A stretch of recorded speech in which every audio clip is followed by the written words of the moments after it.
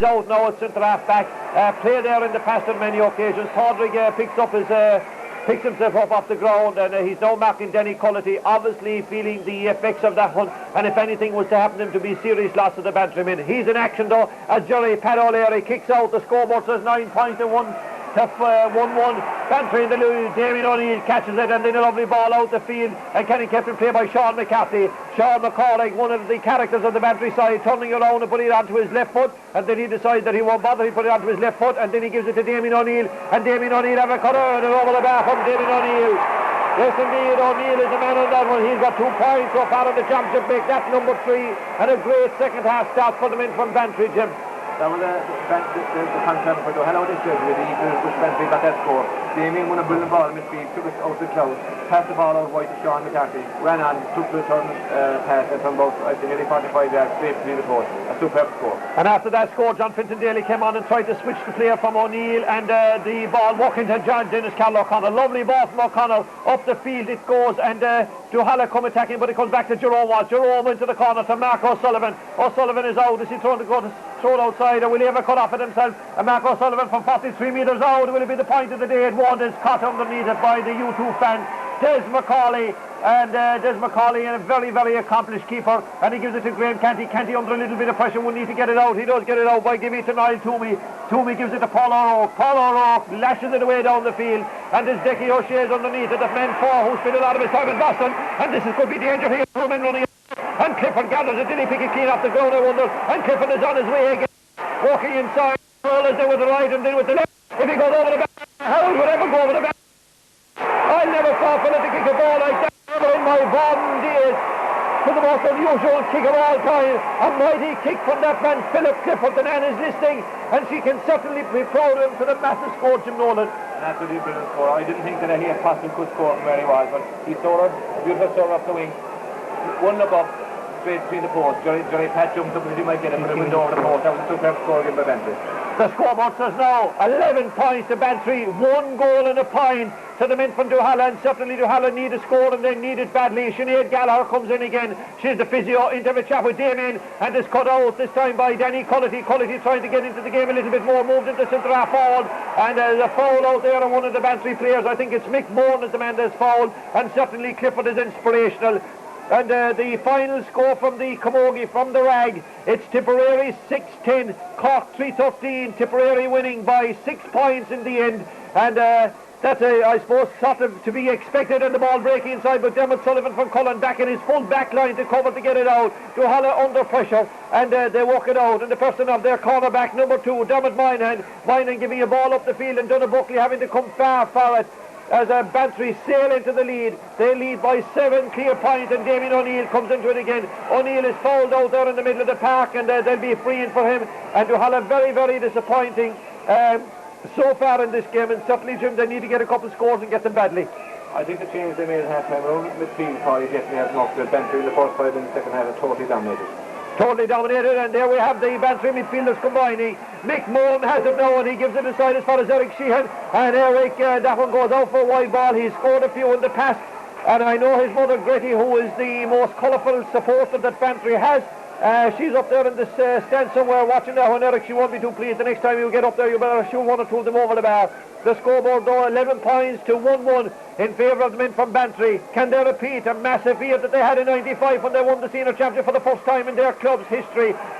How will Duhallow come back to win it for the 3rd time in the 90s? Dennis Carl O'Connor is improving. He wins it and he gives it to Sean Walsh. Walsh gives it across the field, and running on there to get it is the number 7 there, Aidan Keane from Fremont. Aidan Keane, give it to Danny Cullity. Now is the time for Danny. Danny gives it out the side of the field to spot the running out to the corner, Mark O'Sullivan. O'Sullivan trying to get inside his man, still soling and still walking his way through, and then solas and holds it up, trying to get inside, and then gets it inside to John Paul O'Neill. John Paul O'Neill is moving, gets it onto his right foot, and is his right foot good enough? The answer is yes, and over the bar. John Paul O'Neill score of 1-1 in this game out of 1-2. A very good score indeed, and one that was very, very badly wanted to make the score now. 11 points to 1-2, or if you prefer it in goals and points, 11 points to 5.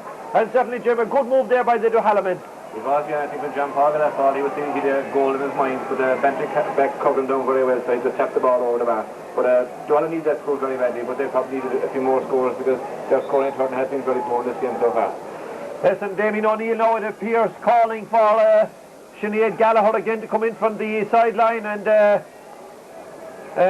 obviously some problem with his fingers, as maybe there's a dislocation, and just as we look down here, some sort of treatment has been offered to him, and he'll probably take his place. He's marking Andries O'Sullivan out around the midfield, and this time we're going to be watching the kick out of Des McCauley from the 21-metre line. This is only the third time in the match that he's been asked to do that. An indication of the power of Bantry. But Danny Cullity comes into it, and Cullity improving as well. Finds John Paul O'Neill, and John Paul O'Neill wins it in front of Mark O'Connell. And a lovely ball out as far as David O'Sullivan from Cullen. And David O'Sullivan being tackled by 3 or 4 players, and then he's fouled, and there's a free in. Duhala on their way back to escape out of the dungeons of despair, because certainly that's where they were shortly after half time. There's another free in which will be taken by Mark O'Sullivan, usually a reliable and accomplished free taker. He's asked to take this one again. Remember, Duhallow champions in 90 and 91, Bantry champions in 96 and 95 I should say, and who's going to go forward and take this Andy Scannell Cup out of the city? Mark O'Sullivan shoots this one, and it's driven straight over the bar. 1-3 now to Duhallow, a total of 6. But the Bantry men have scored 11, and a good comeback by the Duhallow lads. Mark O'Sullivan sending that one over the bar. Danny Cullity, I think, is improving at centre forward, and while as the move did not work out initially at the start of the second half, only 8 minutes gone, who knows, it could be a master stroke by John Finton Daly and his selectors before the day is out. And of course John Finton Daly, his selectors with him today, Liam Dennehy and the sport treasurer Tom Dennehy. The ball comes away out, and again it's caught by Danny the Yank, waiting for the breaking ball, and takes the free quickly. And Mark O'Sullivan, he's not going to get inside this time, and maybe he will. Dennis Cal O'Connor has been there. O'Sullivan is on the move, and they're trying to send a lovely ball, and it's so great. And then they come back, it's saved again, and it's in the back of the all of that. Saved up by Des McCauley from the boat of John Paul O'Neill, and O'Neill and Hannigan to tap it in. He has now scored 2 goals and 2 points out of 2-3, 2 goals and 1 point out of 2-3, and certainly John Paul O'Neill, and that we haven't known for scoring in there like the lights. Bantry are under the cosh now. It was what the game really wanted. Well, it wasn't the game point of view at all, because Bantry were really, they were forcing home. This is going to put a little bit of pressure. They're only 2 points ahead now, after probably dominating most of the game on the scoreboard at least. But 2 goals against you takes a lot of beating. What he probably has to score 6 points if you get 2 goals like that. Very unfortunate McCauley. He had a brilliant save and brilliant double save, but eventually they've scrambled the ball beyond him. Yes, they've scrambled the ball beyond him there, and the referee is going in now, and I don't know who he's going to have a word with about all that.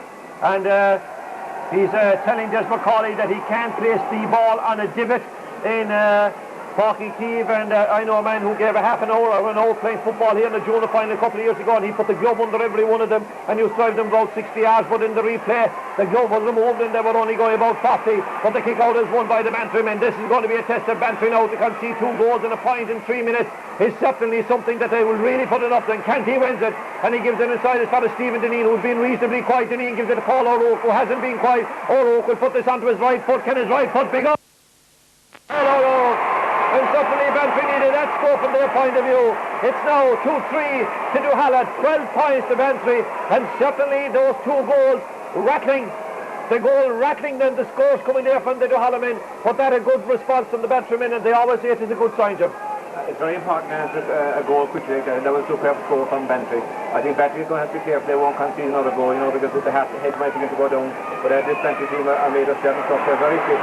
They believe in themselves, and they're back in the attack now again for it. Yes, indeed, and somebody after knocking me in the head said that the first goal that Duhallow they got in the first half, getting mixed up there a little bit. John Paul O'Neill, though, the man, they got 2 of them, and certainly if the Duhallow were to win this match, he'd be a hero, not for now, but forever and ever again.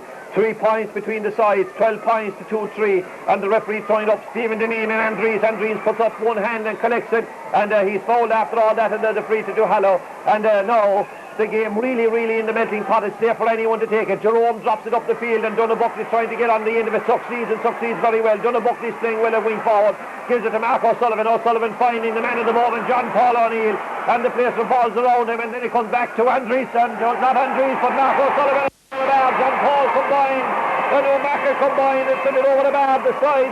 They're down to 2 points again, 12 points to 2-4. The margin between them just 2, as the selectors from Duhallow a lot more vocal, and out on the sideline Liam Dennehy's out there, and I know that up on the far side of the field the Bantry men are obviously under the cosh now. and a move in the Bantry defence where Pádraig O'Regan has switched with Mark O'Connell, and we'll wonder what's that about in a minute. Well, there's plenty of reasons as to what it's about, because it would appear that John Paul O'Neill was playing quite well, and of course Pádraig O'Regan getting a little bit of an injury there, and the ball coming across the pass going straight, and the ball got inside as far as Danny Cullity, and Danny Cullity fouled there and mixed up in the Bantry defence. And they were at 6s and 7s there, and they threw the ball around to each other, and it was intercepted, and Danny Cullity was in like a shot. Danny was fouled, and we are told that the referee is limping at this stage, and certainly just won't take any notice of any little small indiscretion like that. As Mark O'Sullivan stands over this one, does he send it over the bar? The answer is yes. It's 12 points to 2-5. There's a single solitary point between them, as Liam Dennehy comes in with the Badalish for both players, and he'll probably be fined £1,000 for this, for incursions onto the pitch, but he won't worry about it, and certainly there's been a marvellous comeback from the Duhallow men, Jim. Yes, the second goal came at just the right time, Paddy, like, and Denny County is being a pleasant test against them. Pádraig O'Regan, but they've made it switch now, a good switch by Bantry, but for the physical strength of Mark O'Connell, I think they're back, and Pádraig back to match down Paul O'Neill. Yes, indeed, and this one is coming through. Pádraig O'Regan is calling for it, and good job that Eric Sheehan got onto that there, because all inside in his own was John Paul O'Neill, but it comes to Sean McCaffrey. McCaffrey, it is brilliant inside, and now it's Clifford, and will Clifford give it to Declan O'Shea? Will he ever cut off it himself? He's been well mapped there, and very good ball by Morris Anglin. Probably went back there, and he comes out and wins that one and out over the line, and it's a line ball. And I would have checked the referee. Definitely the referee is doing a little bit of limping, whether he needs a little bit of a rub from Sinead Gallagher, not that it knocked the limb out of him. Should be the ideal moment for Roundy Mooney, I'd imagine, as this one has been taken by Damien O'Neill, the line ball. O'Neill sends it long inside, and Bantry under the cosh now. The ball is breaking, comes to Canty, and Canty's moving his way through, and he's fouled. I thought referee a foul there, and the free will be in. Jeremy Canty was the man that's been dragged down, and just coming to move away, boys. He was fouled, and that was it. And the scoreboard says 12 points to 11, a single solid 3-point between them, or if you prefer it in goals and points, 12 points to Bantry, 2-5 to the men from Duhallow. And remember, they were down 7 or 8 points at one stage. Just a number of minutes to go, 14 and a half minutes gone. Philip Clifford, the Bantry left corner forward, getting ready to take this one, has shot a number of them over the bar, and should do likewise as this one got over. Yes, a good score by him, and certainly, Jim, whatever else about this county final, there is good football, but it's certainly a lot of entertainment.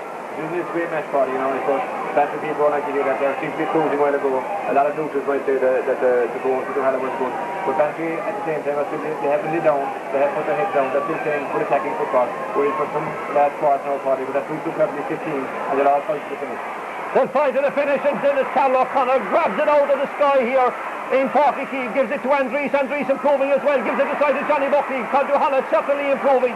Johnny Buckley gives it outside to Dermot Sullivan from Cullen, and Dermot O'Sullivan has a cut off it and drives it wide, and certainly could have done better than that, as Dermot O'Sullivan, the Cullen man, racing through there. Niall O'Connor from Mill Street is getting ready to come on to the Duhallow team, and certainly if he was to come on, he's another great character, and served many times with the Duhallow men. And I'm looking for my fact sheet that has gone astray, but that'll come back at some stage, and I can see that they're just checking that as yet. They are still having discussions down there, and I see John Hurley warming up as well, but maybe they're going to change the tactic a little bit. It's caught again by Danny Cullity, improving so much, gives it to Andries. Andries chips it inside. Who's going to get this one? And Damien O'Neill won, but John Paul O'Neill should have, and then it breaks to Eric O'Shea, the Bantry man, and Eric Sheehan gives it out, and the Bantry men come attacking once again, right up into the corner as Canty comes out with it. But can he get down on top of the one? But he does, and I thought he was fouled. Then he throws it outside to action man Mark O'Connell. And Mark O'Connell, I thought, maybe fouled there, and then he gives it aside as far as Paul O'Rourke just looks over towards the stand and plays it wide after all of that. And certainly, I was just checking there about it's John Howley. He's the player that's coming in. Remember, he's the team captain. But the man who played the most games for this present Duhallow side is that centre half back. And we'll just keep an eye on who's coming up there. And John Hurley is going into the wing forward position. It looks like it's Dermot O'Sullivan from Cullen. And Dermot O'Sullivan is the player who's going to be asked to make way for the side.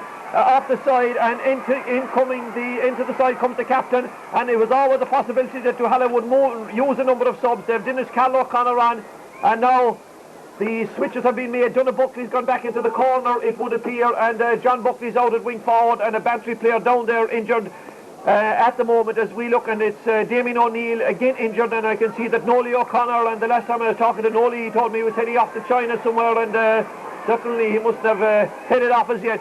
The ball being thrown in, and Andries O'Sullivan knocks it away to Jerome Walsh, the most senior man playing football out on that pitch today, and he drives it up the field, coming out to get it is Donagh Buckley, but Donagh Buckley doesn't succeed the first time. Mark O'Connor does.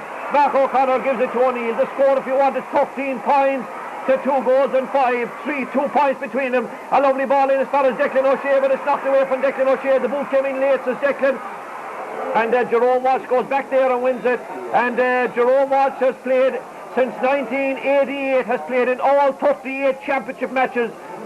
Surely a unique and an unusual record to play all of the 38 games that the Duhallow men have been involved in. And next in order, Merit Morris Anglin has played 36, Cullity 35, Jerry Pat 33, and Niall Kelleher 33 as well. And I can see now that Andy O'Shea is coming into the Bantry side, and the referee will hold play up for a while, and I'm not too sure who's going to be asked to make way for the moment. And it would appear that Andy's gone in and has having a word with the ref, and I don't know who's going off, but the referee looking around, and it's Sean McCaffrey, the player that's been asked to make way. Sean McCaffrey, who's given tremendous service to this Bantry team, and he comes off like the gentleman that he is, as Bantry now come forward looking for more scores. At this one stage in this championship game, they were so far ahead that people might have been tempted to head for the exits, but no exits now, just 2 points between them, Bantry in the lead. And Declan O'Shea dropping that one in. Clifford get it. The goalie is out, but the goalie is fouled, and they'll be free out after all of that. Jerry Pat O'Leary, certainly one thing that he doesn't lack, his courage out like a light there, but Jas was in there to say there was a free for some sort of fouling there, and I can see that Andy O'Shea in at wing back, and obviously one of the wing backs maybe got up to wing forward. It would look like that Eric Sheehan has got up to the corner forward or the wing forward position.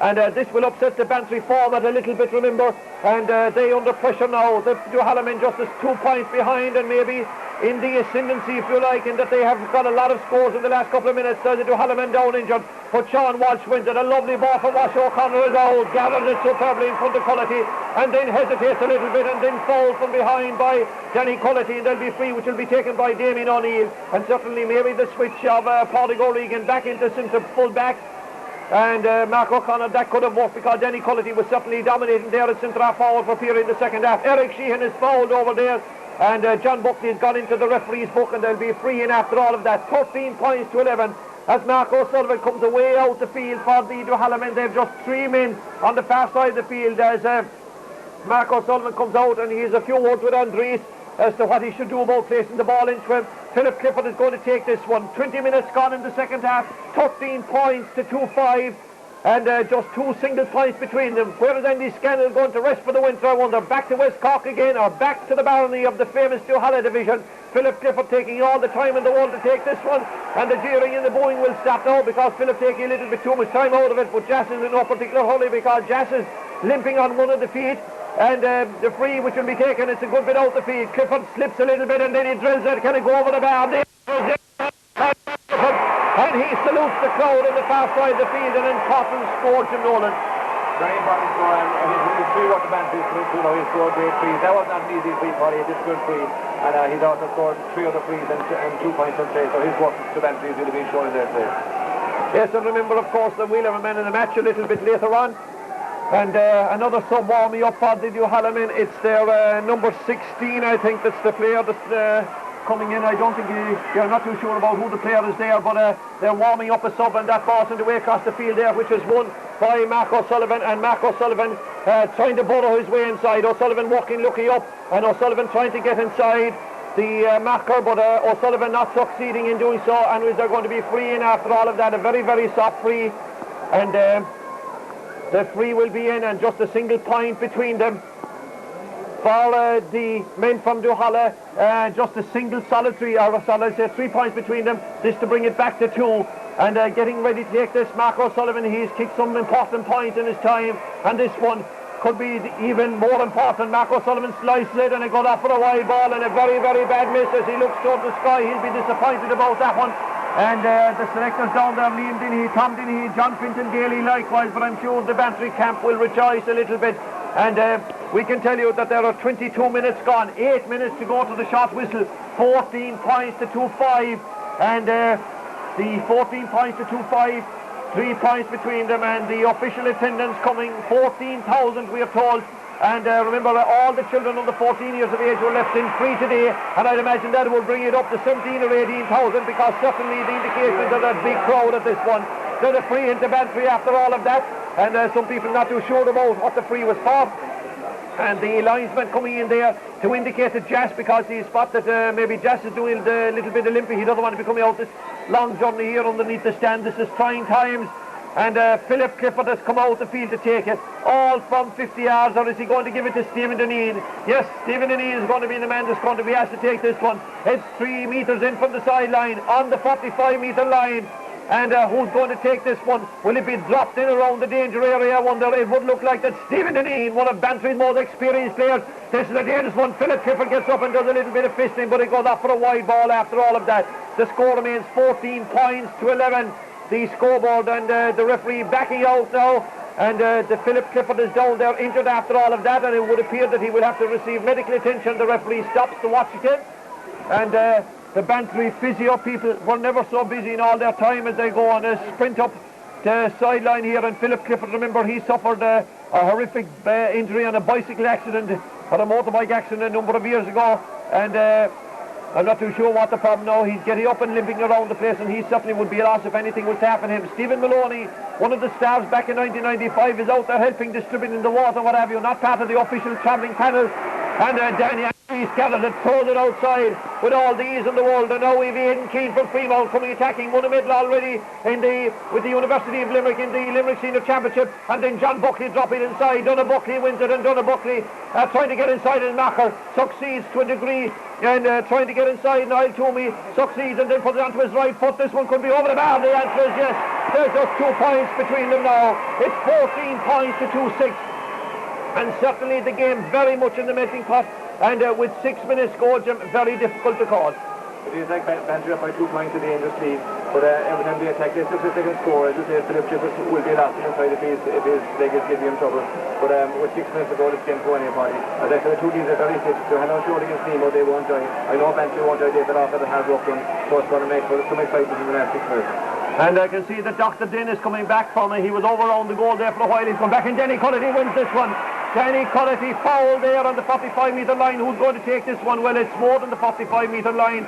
It's probably out 50 or 60 metres, 50 metres out, and it would appear that Jerome Walsh will be the man that will be asked to take this one. We're in number 3, but playing at number 6. Jerome Walsh, the longest-serving player on this Duhallow side, and the Kentuckman lashes it in.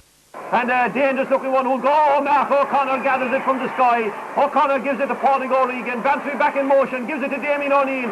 And O'Neill then hop it in and give it to Stephen Deneen. And Deneen then hop it down the side of the field to Dickie O'Shea. And Dickie O'Shea, once in Boston, but now in Porky Keeve, drop it down. Philip Clifford, if he's injured, this one is going to hesitate against him. And Eric Sheehan puts it onto the left foot, and Eric Sheehan's ball will go wide, and certainly a chance going to begging. But maybe it's passing away at the time. There are 2 points between them. 14 points to 2-6, 14 to Bantry, 2-6 to Duhallow. And we have 5 minutes left, but there will be some injury time, and that could amount to 2 or 3 minutes. And no more talk of subs coming on or anything like that. And I've got to say hello to a great friend that I met during the week, Andy Barrett, who at 88 years of age played in a county final 62 years ago, when Duhallow defeated Clonakilty in a final in Macroom, and that after some of the Macroom fellas, after the Duhallow fellas took on some Macroom fellas in a bowling match earlier in the morning and beat them in that, and then beat Clonakilty in a football match. And the famous Andy was part of that and has given 70 years of unbroken service to the Drumtariff Club. After all of that, in case you're interested, there's a foul out there on Mark O'Connor as he picks himself up gingerly off the turf here in Porky Keeve, and he lashes it down the field towards Eric Sheehan. Eric gathers it the second time, and then he puts it onto that trusted left foot. Stephen Deneen is out. Stephen Deneen doesn't gather. The man that does is Jerome, and Jerome's foot was held there, but the referee says to play advantage. Gives it to Sean Walsh, Knocknagree man, and Knocknagree moving forward. and being well policed out there, and then fouled by Damien O'Neill, or was it? Yes, Damien O'Neill, and a rather soft free, I would imagine.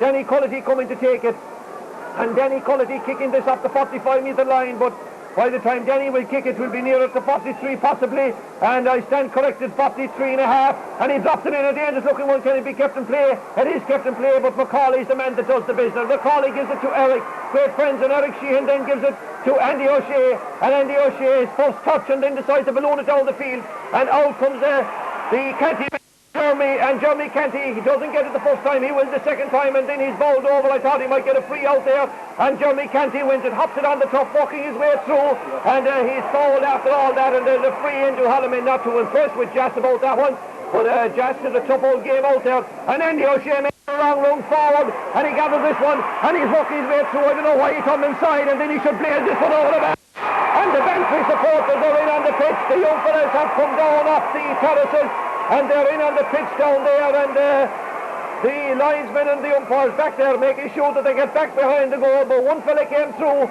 and he was followed by all the others, and the scoreboard says 15 points to 12. 3 minutes of normal time left, but there are others, so let me tell you. 15 points to 2-6. It's caught superbly by Andy O'Shea again. The Cahill man lashes it in around the danger area for catching it. He was fouled, surely. Referee Gas from Dan Mutt says he was, and there's a free end. The white thing now for Bantry a couple minutes ago gives a chance to go 4 points clear. After the last score, I think Andy O'Shea scored it, but it was a brilliant bit of work by David got a free. He saw Andy O'Shea making up doing it, giving it his perfect ball. All Andy is doing after the tap over the bar, so I think David O'Neill will play a big part in that. I think if Bantry can score this, they've done 4 points. Time is going to get number 60. Yes, indeed, and the free hasn't been taken yet, as Dr. Den is down here underneath us, and we'll tell you a good story about Dr. Den in a minute, and that one goes over the bar. Dickie O'Shea, Samuel Bostonian, hammers it over, and now is that the nail, the final nail on the Duhallow captain, on the Duhallow coffin, I should say. 16 points to 2-6, and a couple of these Bantry aficionados, and I thought they were all young fellas, but there's a fella coming in there, and I'd say he was registered about 60 years ago, and the kick out is coming. Mighty kick into midfield. Who's going to catch it? Eric Sheehan gets in the boot, but the man that wins it there is Dermot Moynihan. Moynihan's pass, and he sends it to Dennis Cal O'Connor. Dennis Cal O'Connor is fouled there, and Dennis Cal O'Connor, he then gets the ball back, and rather slowly he's sent it in, and could have sent in a little better one, but Mark O'Sullivan is out. O'Sullivan versus Pádraig O'Regan. I don't know why Pádraig O'Regan kept it in play, and Mark O'Sullivan was caught there pulling the jersey of Pádraig O'Regan, and we're not too sure yet about man of the match, because there's a bit of a different format today, because the man of the match, there are about 15 judges involved in it, and there's a little meeting afterwards to select who it is, and a big function tomorrow planned for the Old Triangle, regardless of who wins it. And let me tell you, that's going to be a day and a half, and Dennis O'Donovan from the TSB is after handing me a bun here, and I've tried a lot of things in my time, but eating a bun and doing commentary is certainly one that I couldn't try. And Bantry supporters down there, 16 points to 12, they're in the lead, the Bantry men, 16 points to 2-6. Is this going to be a famous day for Terry O'Neill? He's been the coach of this team with 2 years, and Dr. Dennis Cotter, and of course a great man called Flurry O'Mahony, who travels from Ballincollig for all of these sessions. O'Connor, majestic in the sky, gathers it and was bowled over by Danny the Yank, and the referee says, sorry about that, Danny, but you fouled it. Here comes to Stephen Deneen, who comes to Damien O'Neill. Damien O'Neill is working his way through, still ploughing forward, and it's O'Neill, the man who's walking his way forward, and he sends that one over the bar, does it?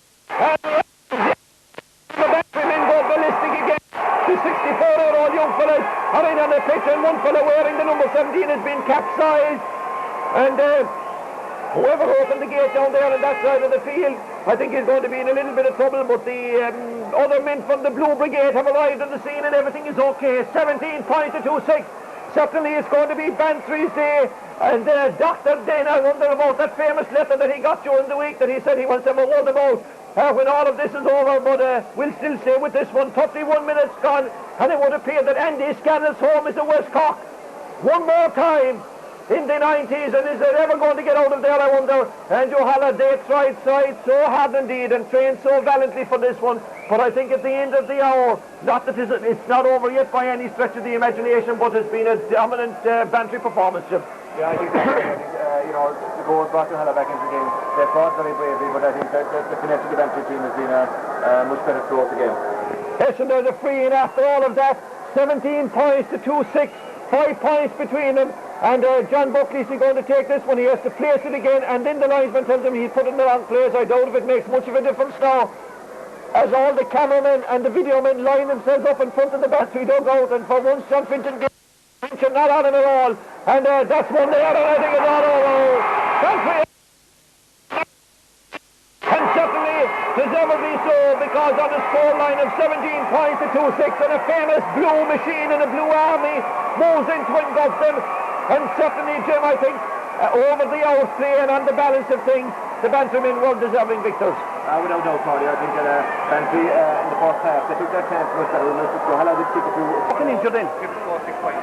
Yeah. I'll be put as well. May not be awkward, eh? May not be awkward. You are, of course.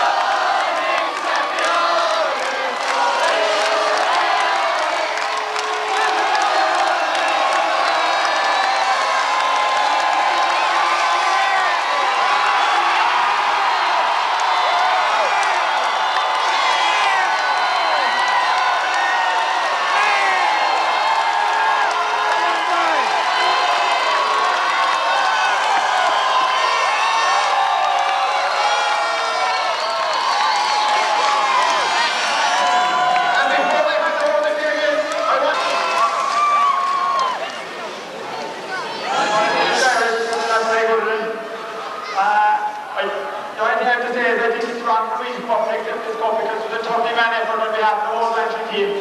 I want to give a massive cheer for the 30 fellas, players, subs, and the team for that video.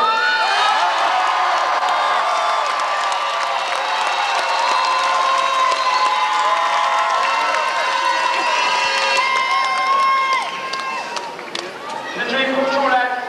We start the training, start here, we set a goal for ourselves, we set every chance to win in the county. And it's a dream come true for us 3 years today. I suppose it's an excellent dream for me to be up there twice in 3 years. As you said, we will start football in Lancashire, but I can't believe it, lads. I want to start off by thanking all of you. You're the plan at 25 or 26 when we trained since the start of January. We've trained, I'd say, over 150 times since we started, and it's paid off here today. Secondly, I'd like to thank Terry O'Neill. He's the man who made more than 1 million years.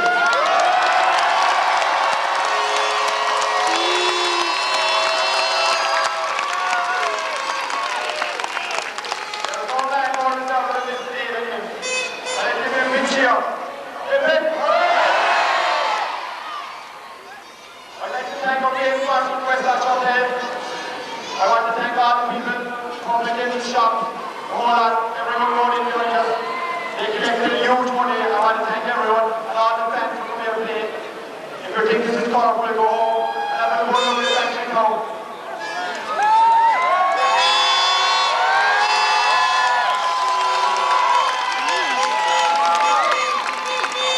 I want to thank the board of the fellas, Corey Manny, all the standing tall for the license to start. This is the doctor who keeps starting me over.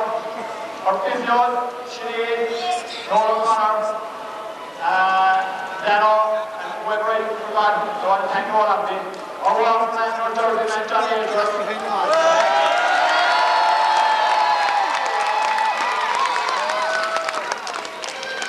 And after that, I'd like to give all the speech here for a hard work for the game.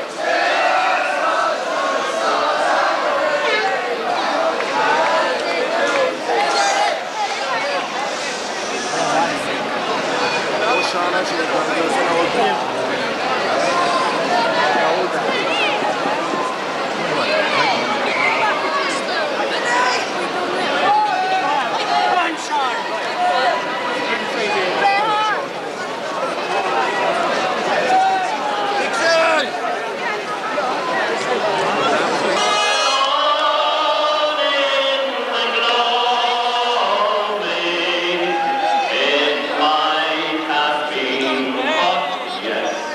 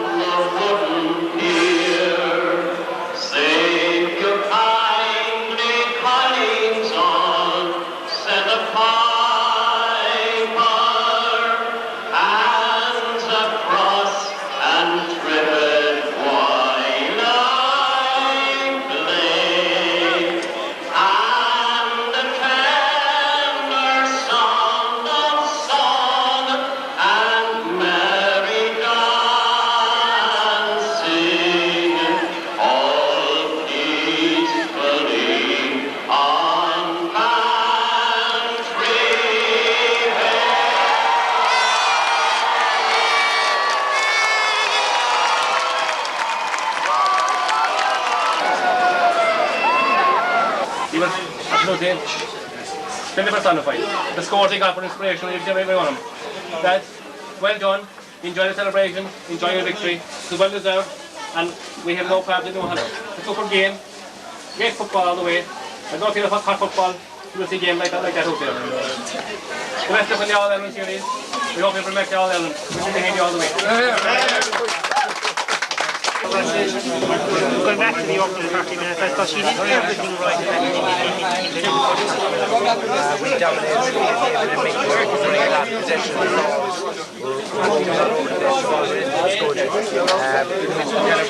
They got the gas a bit and they came back and they ran us.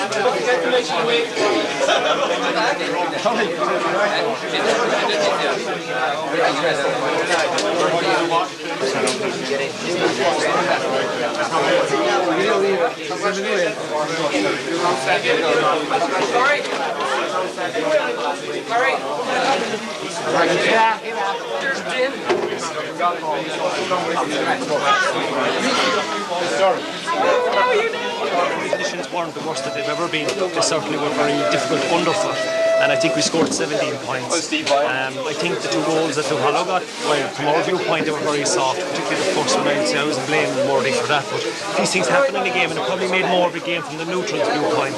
But we are delighted. I would honestly say probably more sweeter than 95, because I think we'll fully realise what it is to win a county. I think in 95 it certainly might have passed us by, and straight away now, after they finished the county victory, we are thinking ahead to the Munster club. I think we'll enjoy our victory, which is important too. We'll get back to work as soon as we can. The management are already working on that as we speak.